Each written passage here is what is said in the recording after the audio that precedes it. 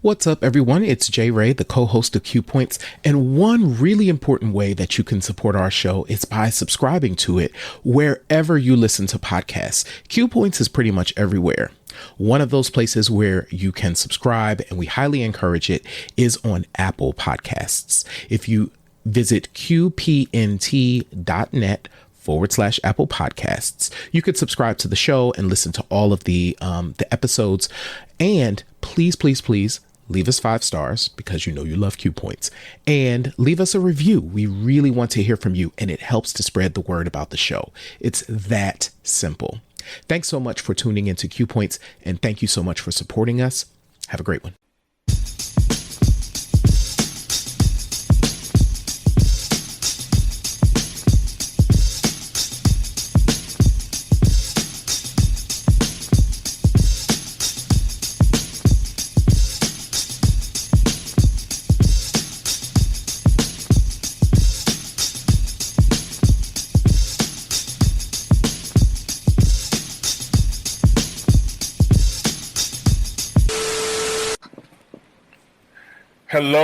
Hello, and welcome back.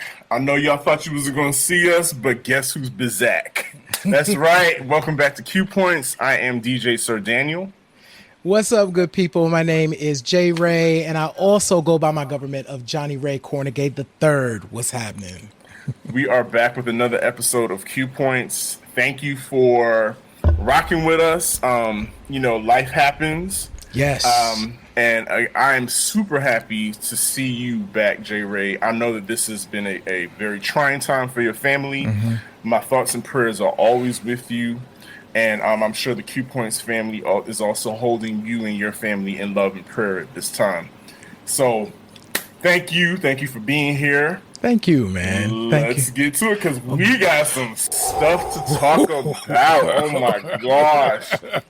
First off, I would like to this week alone, some more of our people are becoming ancestors. Yes, people that have devoted their life to the culture, to the music, in particular the DJ and producer culture. We've lost two groundbreaking artists. First, Kelly Hand. Yes, and what's very special about Kelly Hand is she's a Detroit DJ producer of house, techno, and dance music. Yes. Which a few weeks ago I posted on my Instagram stories that techno, all of that stuff is black music. Oh my God. Originated with black people in black culture in Detroit. Listen, techno is black music, and don't you ever forget it. That's Point blank, period. She transitioned this week as well. Yes. And also we'd like to acknowledge a Chicago legend, Paul Johnson. He also transitioned this week. And so we just want to lift their names and honor them because they too have contributed so much to the culture of black music. Because we wouldn't have a Q Points to discuss, to have a place to discuss meaningful conversations about black music and its global impact. So salute to them. Yes. And to their families, their music families as well. Absolutely. So it has been a trying couple of weeks. Yeah. The Delta variant is Tootsie rolling all across the nation. Baby, put your masks back on. And get vaxxed up, please, people. I'm sorry. But you know what? That hasn't stopped any of these festivals. Chicago has been lollapaloozing.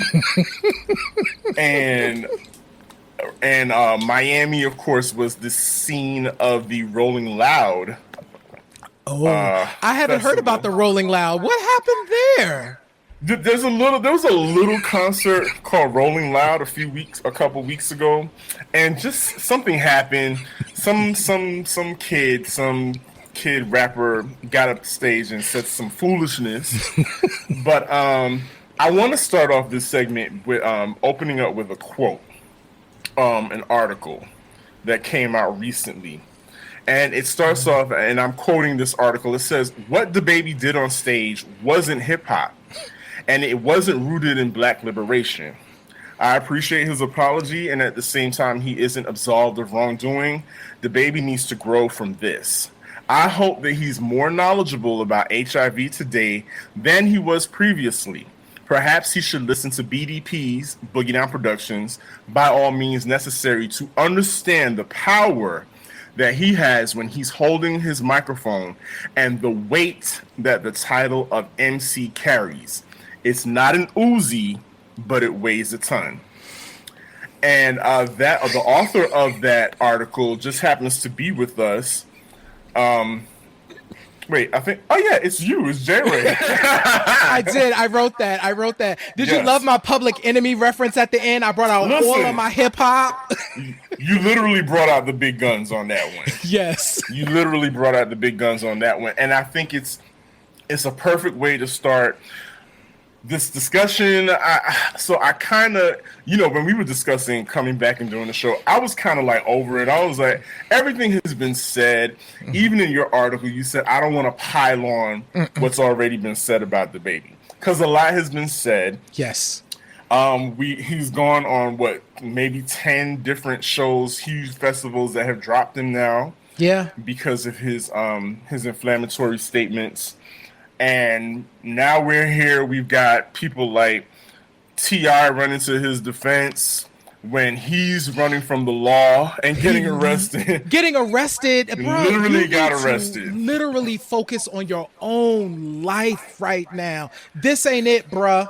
This ain't it. If you're watching Q Points, this ain't it, T.I. At all. What if he has internet access in jail? Right. But and then on the other side of the coin, I just saw where Miley Cyrus reached out to DaBaby. She wants to talk to DaBaby too. She wants to have a meaningful conversation with him, I kind of want to touch on the allyship and where the different shades of allies that are coming, hopping onto this story. Yeah. But I just want to start off by share your thoughts on this debacle, Jay. Yeah.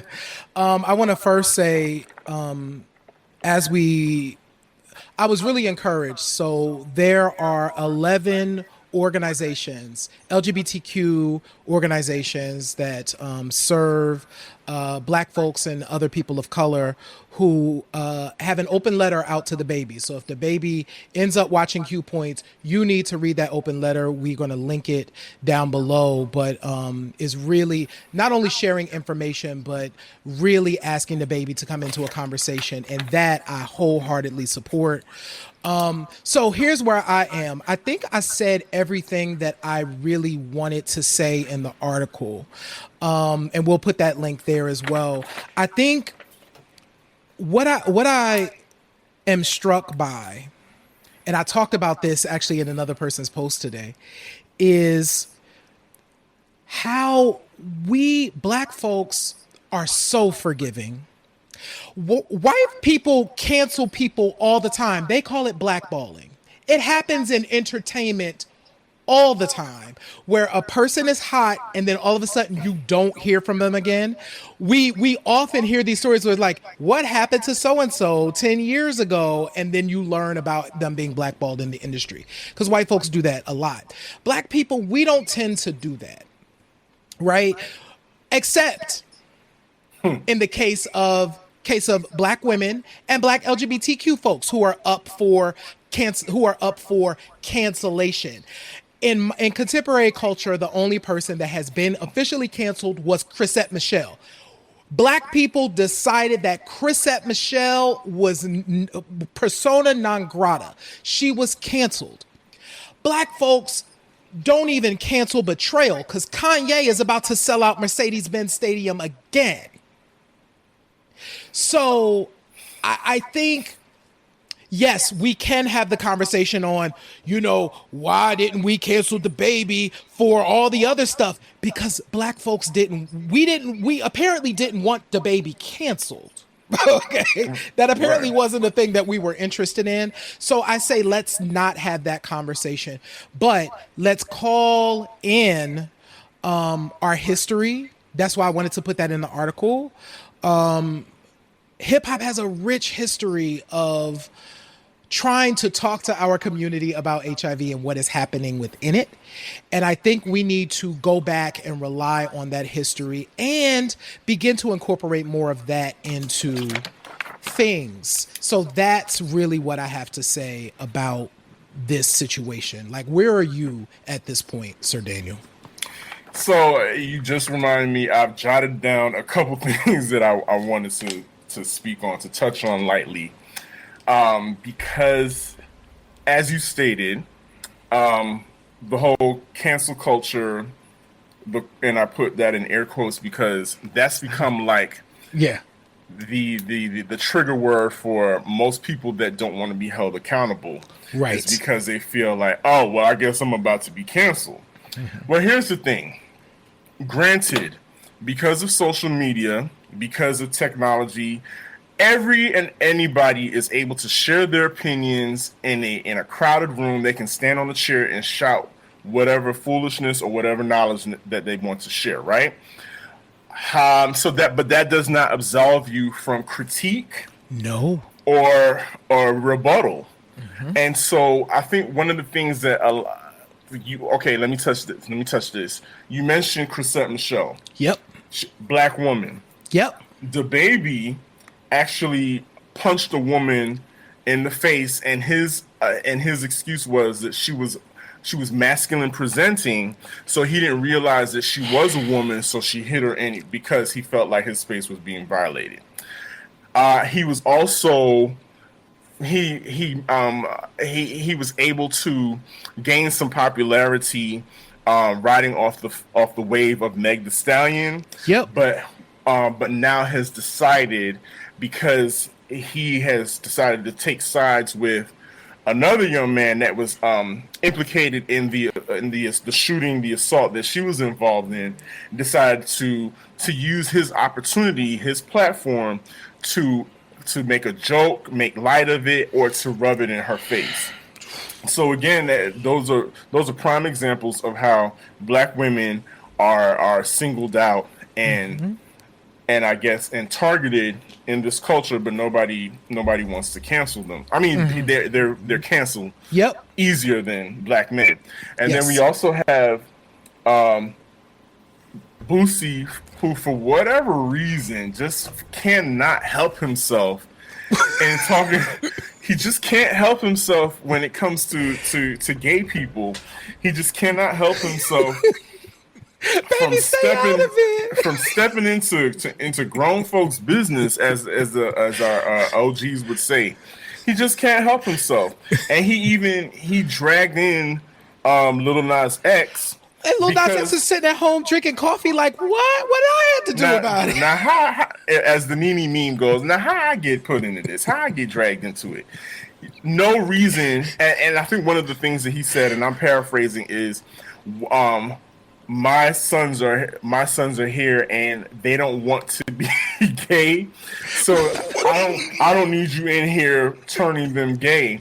And it was like, well, it just struck me. I was like, well, if they're trying not to be gay, therein lies the question. That's the question that needs to be answered. But Lil Boosie is the same parent, for using word, a sex worker, because sex work is work. Yes. to take his child's virginity, not an adult child, but his child, a minor child's virginity. But anyway, I said all that to say, what happens is that, so now you have these people that champion a baby, and the first thing that they want to say is stop being so sensitive. And I take issue with that, because when you say stop being so sensitive, you are in fact telling a person, you are invalidating their experiences. You are invalidating the way that they perceive things. You are invalidating their humanity, because you're not experiencing what that person is experiencing in their body at that time. If they felt violated, if they felt attacked, they felt like they were in danger, their spirit has been damaged and harmed, it is not up to you to say stop being so sensitive, because you are completely tearing down that person and making them invalid. And so what I think is happening is a lot when people say that, to me, what that says to me is, I wasn't validated. My spirit has been attacked. I wasn't validated. So therefore your feelings don't matter, and you're being too sensitive. So because I wasn't validated, I don't think you should be validated either in the way you feel. So I'm going to take this stance and take these hot takes and say, well, we got enough violence in the black community. We tearing each other down. We don't need to cancel each other too. Come on now, that's foolishness. That's dumb. And I think now what I do think exacerbated those kind of takes is that you had Elton John and Madonna hopping in, and black people are like, well, why are these white people hopping in on our business? Which, I can kind of, I get it. It looks like it does kind of look like, these grandiose white people who are some considered culture vultures as well, are coming in to try and regulate what's happening in the black community. Right. And I don't necessarily think that that's what's happening. I do wish this is where the OGs, as y'all like to call them, need to step in and check your boy. Yes. And pull him to the side and teach him to stop doubling down. He literally could have gotten through this by saying nothing. If he had said nothing, we probably would not be talking about this right now. No. And so again, every car does not need to be barked at. Unfortunately, some dogs just can't help it. They bark at every friggin' car that comes by. You don't have to speak on everything. You don't have to, but it's the doubling down for me. That's what killed it. And this is my last point on this. And I said this on social media too, on Twitter. And I hate to sound like the old man again, pointing out this generation, but this generation likes to use the phrase, sorry, but I don't even know who this person is when it comes to critiques and some people pulling your coattail. The first thing that they want to say is, well, who are you? You're not relevant. You haven't made records in 10 years. I don't know who Homeboy is. And of course, I'm referring to Questlove and DaBaby having their, well, I don't even call it an exchange, right? But Questlove just made a point. He made an observation. Absolutely. And DaBaby, of course, what this generation likes to do is they like to point out, well, who is that? You're old, and your opinion doesn't matter anymore, which is far from the truth. Absolutely. Far from the truth. So to me, whenever you say, I don't know who you are, it's the equivalent of a child saying, I know you are, but what am I? Grow up. Google him before you, if that's where you're going, I would say, well, you needed to Google that person before you made that statement. And I you know what? I'm not going to go on and on about this anymore. I think that is, read the piece. Let's talk about hip hop history. Let's get educated. Okay. I do want to say this. In 2021, Black folks can't be this ignorant about HIV. It's completely unacceptable. If you are watching Q Points and you don't know how HIV is transmitted, if you don't know how HIV is impacting the Black community today, you need to look that up immediately. We will put resources in the chat so that you can look that up, because listen, we are HIV. This is the 40th anniversary of the first mention of HIV. And for DaBaby to walk on a stage and literally spit fallacies about the epidemic at this point is unacceptable. So I think the last thing that I want to put on this is, people, you need to know about HIV and how it's impacting your community. And let me tell you something, it affects all of us. Yep. In some way, shape, or form. It is not okay. It's not okay to not be knowledged about HIV in 2021. That's all I got. And a senator and wise poet once said, a senator and wise poet by the name of Ophelia Ford once said, you need to get better knowledge. You need to get better knowledge. You need and to get with the people you need to get with. Exactly. And so, and that's it. That I don't think we need to talk about this anymore. I'm over it. Whatever.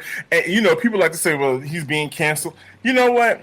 I could care. If they didn't cancel him, I wouldn't care either way. If he was still able to perform at Lollapalooza and all these places, yeah, that might look a little performative on the side of the corporations, because all they care about is the bottom line. Dollar bill. I don't care about that. I really just need him to get better knowledge and to think before he speaks, before he gets on a stage, because hip hop and hip hop stages are there for one reason and one reason only. They are there to rock and shock the nation. Listen, we're about to segue. I've got my Yankee fitted on, and I went to sleep in my Yankee fitted and my Timbs, because we got to witness hip hop greatness. Yes, I mean we're talking about the Lox versus Dipset Verzuz event that took place a couple nights ago. This is what hip hop is about. That's so fun. That was so fun. Skills. Oh my God. The build up. First of all, let's just take it from the top. DJs make the difference of everything. DJs set the tone. DJ technician, I bow down, hats off to you, salute to you. DJ technician you knew what time it was. You knew where the place, you knew where you was at. You was in the tunnel in 99, you were in the Octagon, if you were in the Octagon in 99. Listen, and you were in the crowd bubbling with your Bubble Goose vest on, your Timbs and your fitted. It was so. I could taste it. I could smell the Black and Miles from the screen. It's like a throwback. It was so potent. He took us back. He kept it moving, and he kept the crowd entertained. And you could tell whoever that other DJ was, they didn't even announce him. It was just so abrupt, and you could feel the energy was up here. And as soon as the other DJ touched the tables, it went all the way down. And then it got so bad. As a matter of fact, I believe Swiss Beats even on Twitter was like, yo, whose man's is this? I think we need to get technician back on the decks. And he in fact got back on the decks. Oh man, I have to say, watching.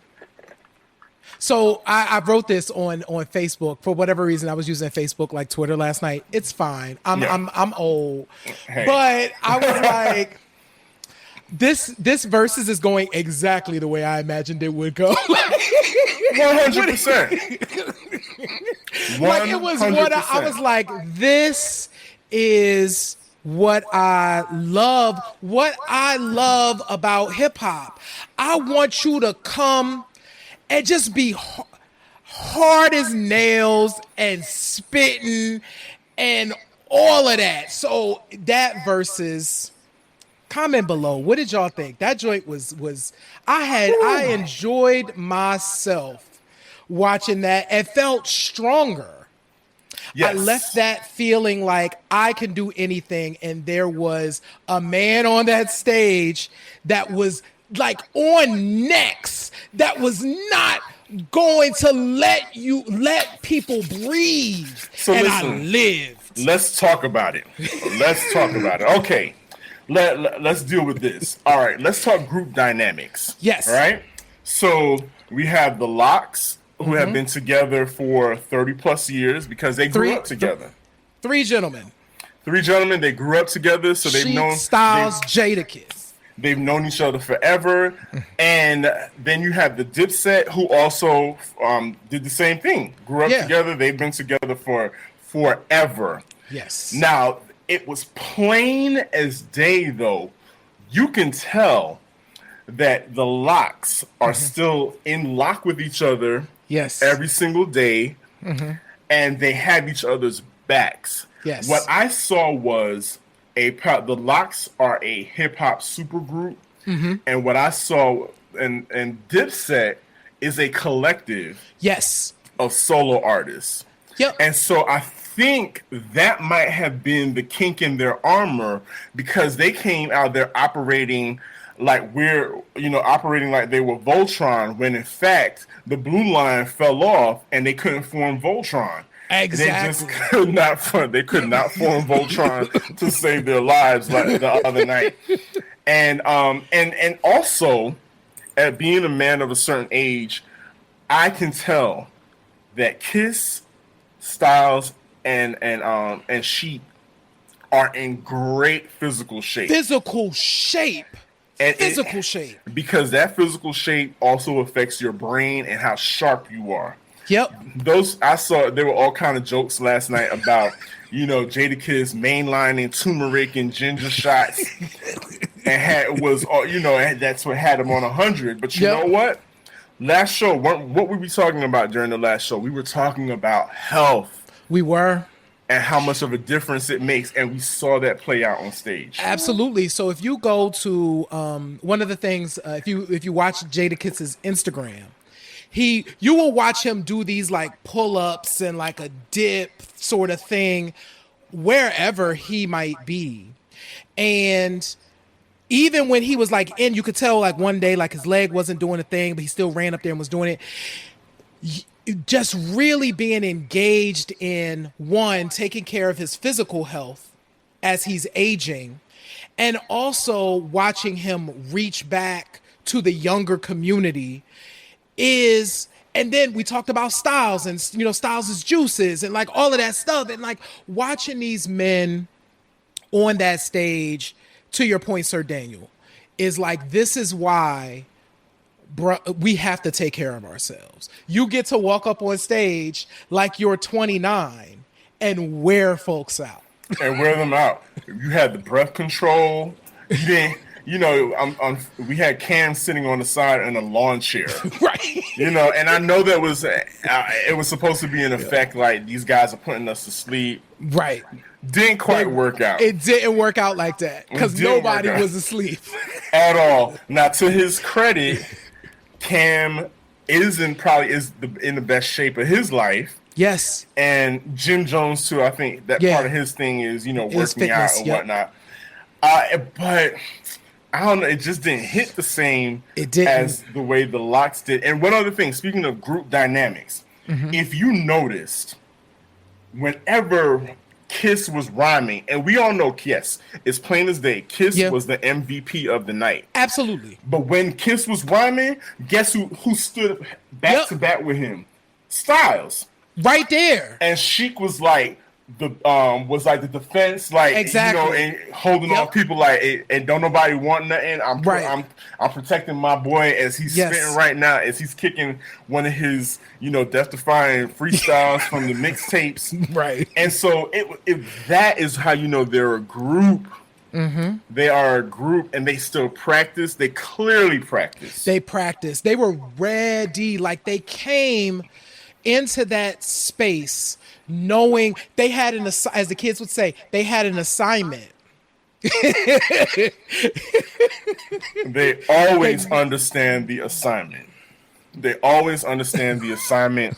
And I feel like, I don't know, I just feel like if new artists, I'll just say that, if new artists put as much time and effort into their stage presence as they do in churning out music nonstop.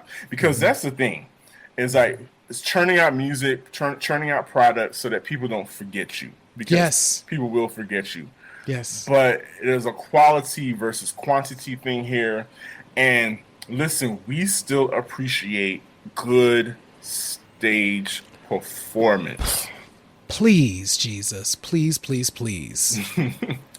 So another thing, okay, let's do this. There were several times that Jadakiss chose violence. The whole night, I was sitting there, like, oh, they might fight. Like, I was just like, this is getting a little close to the line.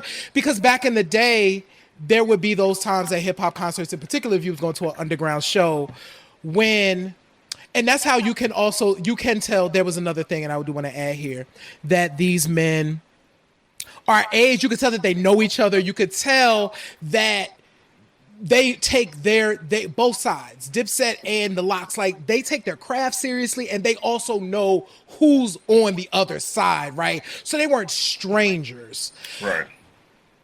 But back in the day, the stuff that Jadakiss was doing, I'd be like, oh my God, I'm getting nervous, bruh. I'm getting nervous.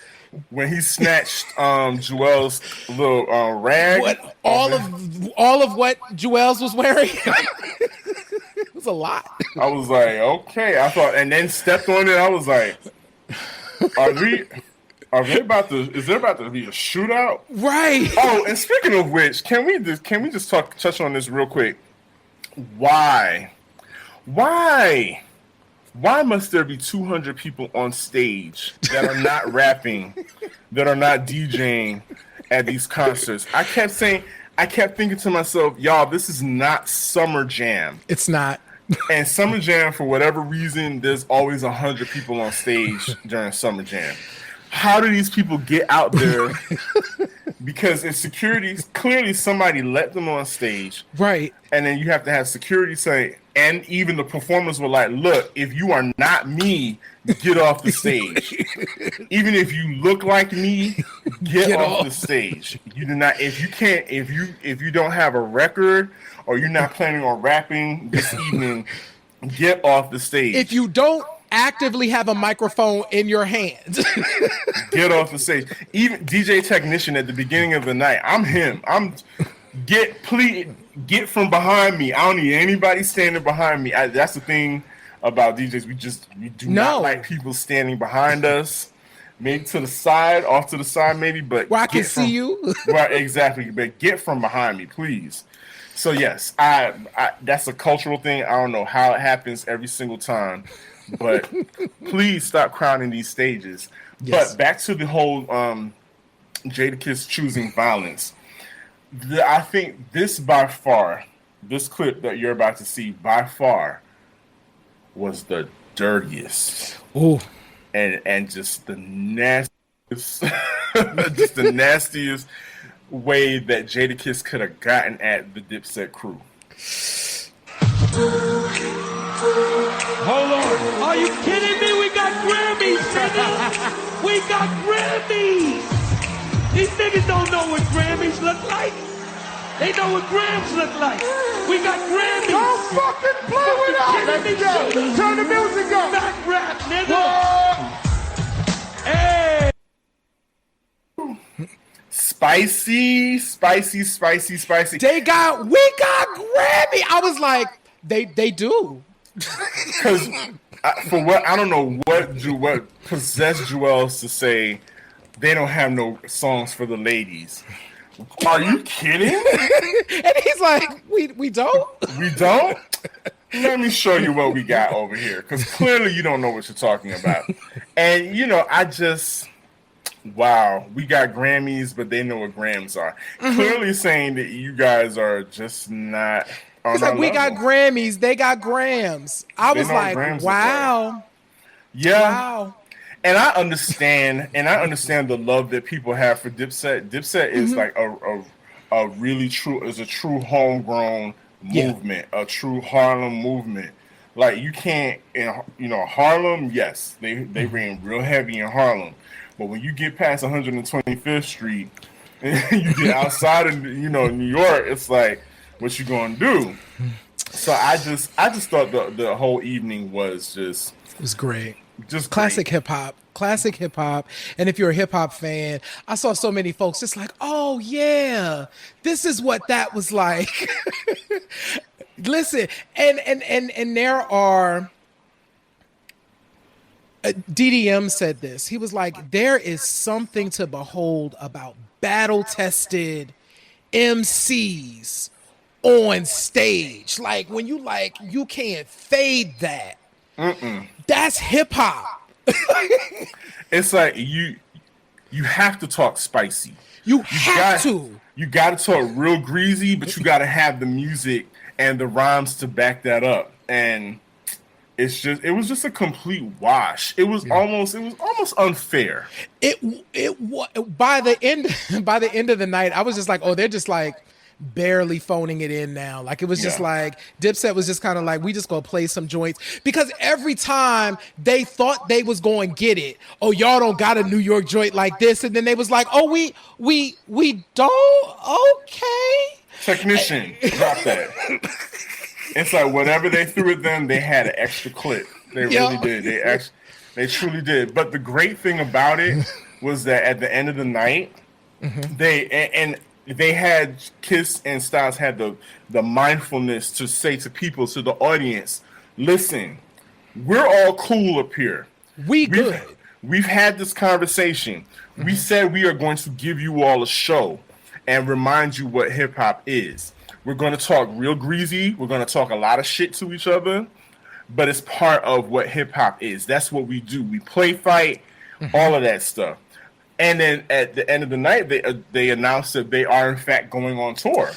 Wow. The Lox, Dipset, and State Property, which is really appropriate. Like, come on. State Property State Property was a part of the conversation all night long as well. Yeah, absolutely. So it's so funny. Like I'm at this age now where I'm like, child, am I going to this show? But this is probably a show for me. Yeah. I feel like this is a show for me. And I would have a good time and I would have a lot of fun. And it would be not just nostalgic, but I love rappers rapping. Rappers rapping. Like this tour starts on September 16th. Yeah. To your point, this might be something that I will go to if it starts at like 7:00 in the evening. And I'm able to take a nap. I was like, well, when this thing starting? Like, come on, y'all. Like, I gotta get up. Baby, it was like, both of these groups know that their age group is like upper 30s in the 40s, and we got work tomorrow. Y'all need to get up on this stage. Even Jadakiss was like, listen, I'm usually in bed by now, so I'm usually in bed watching The Honeymooners right now. So please, let's get this rolling. Let's keep it rolling.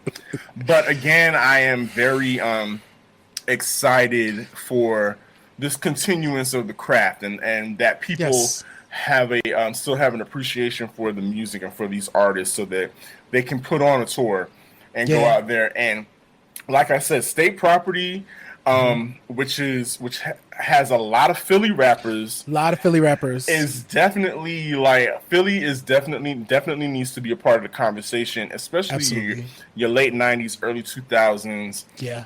But beyond that, Philadelphia is like the epicenter of a lot of great music and great artists. Yeah. And I want to give this time to you to expand on that and what Philadelphia sound means to you and your family. Absolutely. So one of the things that I have been struck with over the last year in taking care of my father is how meaningful the sound of Philly International and Kenny Gamble and Leon Huff. Listening to those sounds fill the house pretty much on a daily basis was like, oh my God, these were songs about Black liberation. These were songs about love. These were songs about community. These were songs about, they covered the breadth of kind of Black experience at Philly International. And so over these last couple of weeks, I've been really struck. So every day, one of the things I do, we have an altar downstairs in the house for my father. And I say, Alexa, play the OJ's radio. And so downstairs on like level 1, you can always hear Philly International playing in the house. And it struck me because this year is the 50th anniversary of Philly International Records. And so for this bit of a portion of this show, we wanted to honor that legacy a bit. So there's a couple of things I want to share. The path to Philly International, of course, Mr. Kenny Gamble and Mr. Leon Huff, obviously, they founded the label, they started the label, they are masterful songwriters and producers. We probably wouldn't have Philly International had Chess Records not had a restructuring that killed their initial label, which was Neptune Records. So in the 60s, the OJs and Harold Melvin and the Blue Notes and, all of them folks would release, records on Neptune. And then because of the restructuring, Neptune had to close and we get Philly International. And the first record on Philly International was by Billy Paul. And I was like, oh, shoot. One of the last studio experiences, this is when I worked in music, was with Billy Paul. We did a remix. He was working on a remix of Me and Mrs. Jones. And I got a chance to meet Billy Paul, and I brought my father into the studio to meet Billy Paul. Nice.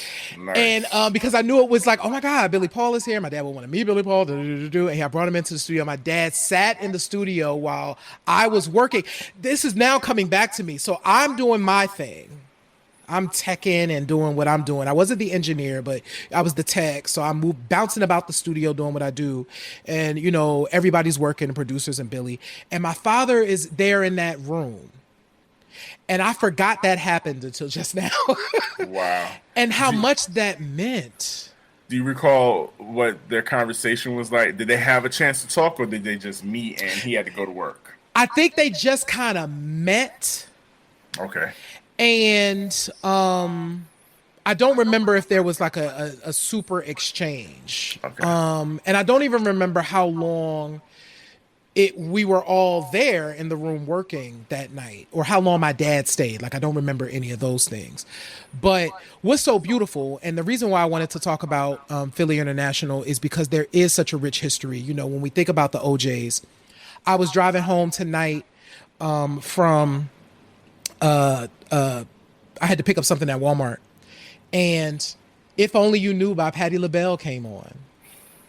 You know what I'm saying? These songs that mean something. Yeah. You know what I'm saying? Pop on the radio, and it's like, yo, that label was like dropping joints left and right, and means a lot. So Philly International, what are some of your favorite Philly International joints? People, drop them in the chat, because there's so many artists. The OJs and Teddy Pendergrass and Patti LaBelle and Phyllis Hyman and like all of these folks.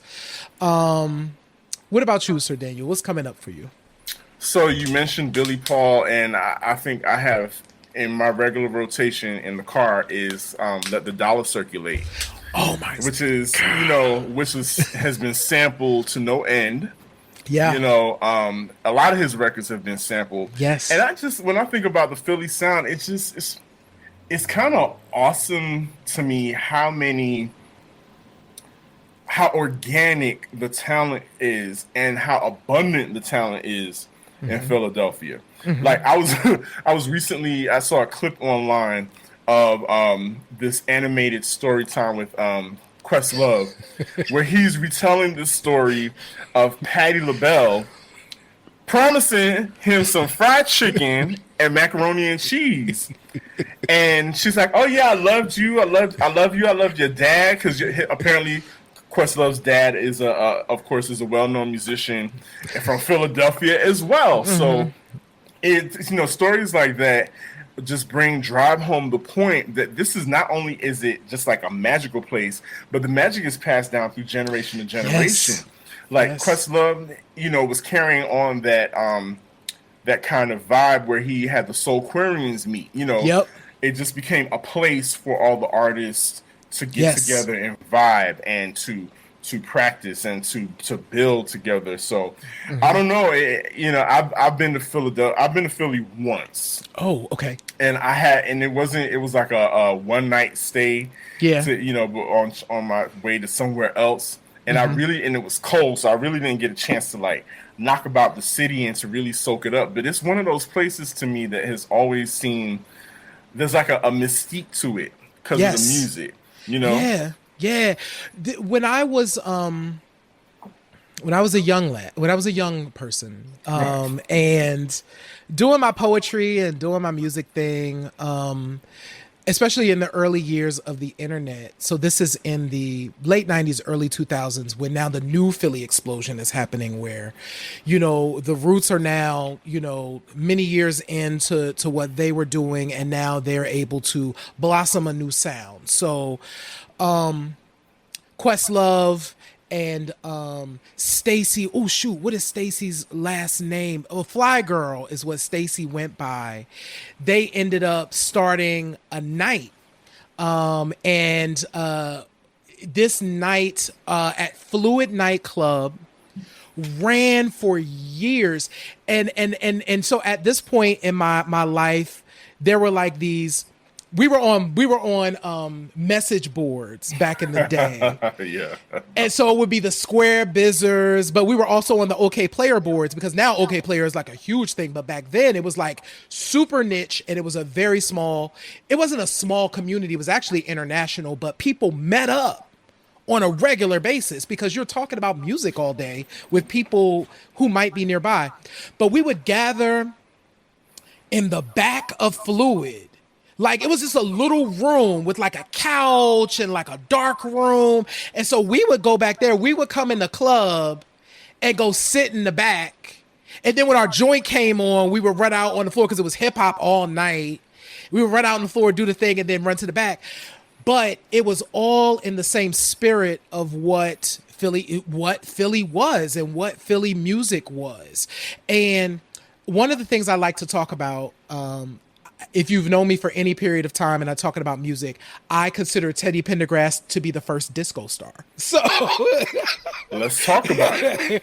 Because the reality is this: the genesis of disco was in the stew of what Philly International was doing. So what Kenny Gamble and Leon Huff, and what made them unique was they were taking this mix of soul and jazz and gospel and speeding it up into into a thing that you can groove to. And it was faster than what Motown was doing, right? So it was the 4/4, you know what I'm saying? And so when you had that driving beat, but you still had the same sound. So you have Teddy Pendergrass. I got Harold Melvin in the Blue Notes. You got Harold Melvin in the Blue Notes with Theodore Pendergrass on vocals, right? Teddy is singing The Love I Lost, you know what I'm saying? Which many people kind of consider like a proto disco, kind of like the first song that's like, oh, this is what disco became from this. But they kind of look at The Love I Lost as a thing. So my favorite thing from that era, this is 71. So Don't Leave Me This Way. Harold Melvin in the Blue Notes version with Teddy Pendergrass goes so hard to me. So imagine this, y'all. Who'da thunk it? Because this doesn't happen this way in 2021. You got this deep dude voice. This is a man's voice coming over the loudspeaker into your face and making you dance. We hardly get, even on radio, when you think of men who sing, they don't sound like Teddy Pendergrass anymore. At all. It's really rare that you get that sound right. And this man at that moment was doing what we would call dance and disco music today. You know what I'm saying? Absolutely. And just to go back on what you said about the mixture of gospel and jazz and soul to turn that into disco. All of those records, like, there's a record that to me is a praise and worship song. Like when I hear Patti LaBelle's "It's a Joy to Have You," a joy to have your love. Yeah, that's a praise and worship. Like, I can hear a praise and worship team, starting off, "It's a joy to have you in church." They can that could easily be turned into a praise and worship song by a praise and worship team, and that's what I love about Black music. I love that aspect about Black music and how it just transcends everything. And you can tell that those influences just aren't really there anymore. But again, now that you're back in, you're back in your hometown, you're closer to Philly. Yeah. Are there any artists or anybody that on the scene that we should kind of be looking out for, in your opinion? I mean, there's always folks that are kind of doing stuff. Tierra Whack is here. Yeah, you know what I'm saying? Which is, they're national at this point. But, I think one of the things that's now I'm excited about, I will say, in this new era. So to directly answer your question, not people that you don't know already. But what I will say is one of the things that has been different about this experience of me being back is... I'm still relearning here. Like, I left Philly. I grew up in Chester, which is outside of Philadelphia, but spent a lot of time, obviously, in Philly. I went to Temple University. Philly is like a city it's a home. It's home for me. Yeah. But I left in 2004. Yeah, 2004 I left. And everything was really different. I was different. The scene was different. And when I came back, I'm now slowly kind of getting back into the groove. So I actually signed up for, I actually have a co-working space at a place called Rec Philly. I think I mentioned Rec on like the first show that we did, but shout out to Rec. They are a creative space. So if you are creative in Philadelphia, you can sign up for co-working space. They have full recording studios that you can get as part of your membership. Like, it's not extra. They have a podcasting studio, photography studio, painting studio, live space where I'm hoping that one day when we do a Q Points in Philly, we can do it over at Rec, because we can have, people come in and hang out. Let's go. Yeah, so when we figure out, we gotta figure out Delta, right? But so no, to directly answer your question, no, but I know it's coming, because now I'm inspired. I think the time I spent with my dad has inspired me, and now I recognize that there are things here that I need to do, and one of them is to kind of get back into the scene and see what folks are doing and see where I can make an impact. So coming soon. Dive head first into that scene. Mm-hmm. Yeah, when I listening to your stories, it kind of paralleled what was happening with me here in Atlanta. I wasn't from here originally, but I ended up finishing high school here, going to college, and having some of the same experiences, especially those poetry, slam scene. Wow. When I think about the Patty Hut days, those places that people that they don't even know what those places are anymore because it's so far gone. But you're absolutely right. It was just like a zeitgeist. Yeah. Of music, people coming together, like you were saying, the Soul Aquarians, and here you had the Dungeon Family and all those people that were related musically, and people getting up on stages to perform. So you're absolutely right. Listen, guys, if you want to be able to experience those things again or to create those moments yourselves, we're going to have to do something about the way the pandemic is heading. Yeah, man. You know, again, the Delta variant is K-wanging all across the country, and we're just at a point now where we have to make a decision. We're not here to tell you what to do, but if you see there are some things that we can be done to protect yourself right now. So I don't know. It's going to take all of us coming together. It's going to take all of us. And I mean, I think, and I want to take that, I want to echo that. And also there is something missing in the way we gather today. And I don't want to blame technology and social media. But I do want to hold up that all the stuff that we just described, all of these connections, these are folks, even looking up on the stage, right, with Dipset and the Lox, right? Relationships and deep relationships and friendships that turn into family. Yeah. There is something to be recaptured that we have to do so that some of that magic that created the Soulquarians and that created what was happening at Philly International and what created the Dungeon Family in Atlanta, bringing that back. It's not just about one person. It's a collective. It's a collective that recognizes the beautiful thing about watching the Lox last night is you mentioned it, Sir Daniel. She was Styles and Sheik playing position. They knew what their roles were. They weren't intimidated by, because they was like, we can rhyme too. Like, that's not a thing for us. That's not it. But we know who the shooter is. We know who the shooter is as well. You know what I'm saying? And when he needed, like, I'm going to be right there. I'm going to right there. You know, back to back, like holding him down the whole night. and just like you said, it wasn't like Styles didn't have records, because when We Gonna Make It dropped, crowd went bananas. Everybody went nuts. So I don't know. This was a very fortifying conversation. Yeah.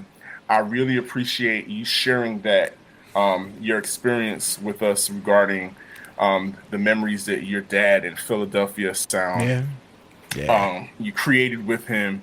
And you know, that's exactly what Q Points is about. There is something deeper, so much deeper when it comes to the music and our culture and how it affects us spiritually, you know? So and thank you guys for coming back and being with us. Thank you for laughing at all the memes that I've been posting and you know, and for responding to them and for signing up and becoming a Q Points insider at qpoints.com. It's real simple, because we got some great stuff coming your way soon. Yes. Absolutely. You can read J Ray's blog. The latest article on DaBaby on qpoints.com. And you know what? I'm going to throw my hat in the writing ring. You should. And think about something that that needs to be spoken about, that hasn't been spoken about. Absolutely. Please do. And just thank you, Sir Daniel, for your support during this time. Seriously, this has been it's been nuts, but it is through friendship, it's through brotherhood that I've been able to get through this. So I'm truly, truly grateful, and glad we're able to come back and do what we do. Yes, we are. Yes, we are. So listen, kids, remember, you have a choice. You can either pick up the needle or you can let the record play. That's it. That's Q Points. I'm DJ Sir Daniel. I'm J Ray. Hey. We'll see you next week.